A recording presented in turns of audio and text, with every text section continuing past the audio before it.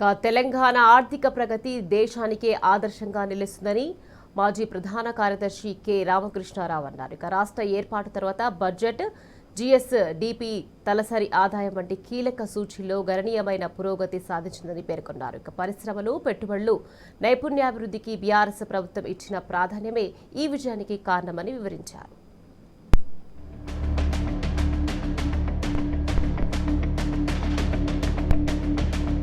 BRS హయాంలో తెలంగాణ అద్భుతమైన పురోగతి సాధించిందని రాష్ట్ర ప్రభుత్వ మాజీ ప్రధాన కార్యదర్శి కె రామకృష్ణారావు కొనియాడారు. 2014-26 మధ్య కాలంలో రాష్ట్ర బడ్జెట్ 4 రెట్లు పెరగడమే కాకుండా తలసరి ఆదాయంలో తెలంగాణ దేశంలోనే 3వ స్థానానికి చేరడం గొప్ప విషయమని పేర్కొన్నారు.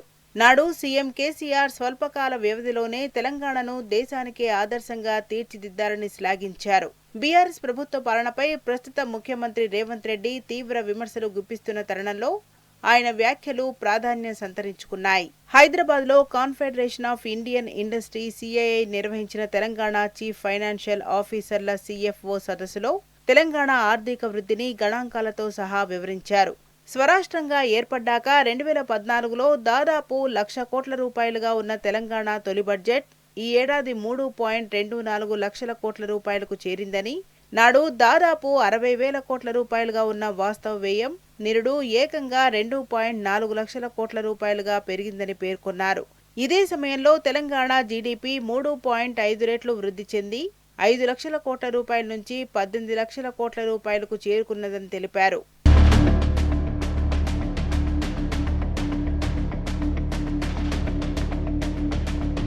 2014 నాటికి తలసరి ఆదాయంలో 10వ స్థానంలో నిలిచిన తెలంగాణ నేడు 4.3 లక్షల రూపాయల తలసరి ఆదాయంతో 3వ స్థానంలో నిలిచిందని, ప్రస్తుతం ఈ విషయంలో సిక్కిం, గోవా మాత్రమే తెలంగాణ కంటే ముందున్నాయని చెప్పారు.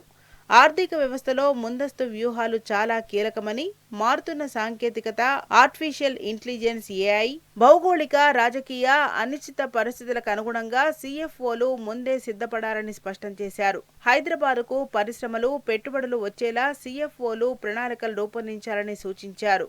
దేశ జనాభాలో అధిక భాగం ఉత్తర, తూర్పు ప్రాంతాల్లో ఉన్నప్పటికీ ఆర్థిక వృద్ధి మాత్రం దక్షిణ, పశ్చిమ ప్రాంతాల్లోనే ఎక్కువగా ఉన్నదని రామకృష్ణారావు విశ్లేషించారు. 1991లో ఆర్థిక సంస్కరణలు ప్రవేశపెట్టాక మానవ వనరులు, విద్య, పరిశ్రమలు, నైపుణ్యాభివృద్ధికి దక్షిణ, పశ్చిమ రాష్ట్రాలు అధిక ప్రాధాన్యత ఇవ్వడమే ఈ ఆర్థిక వేగానికి ప్రధాన కారణమని స్పష్టం చేశారు.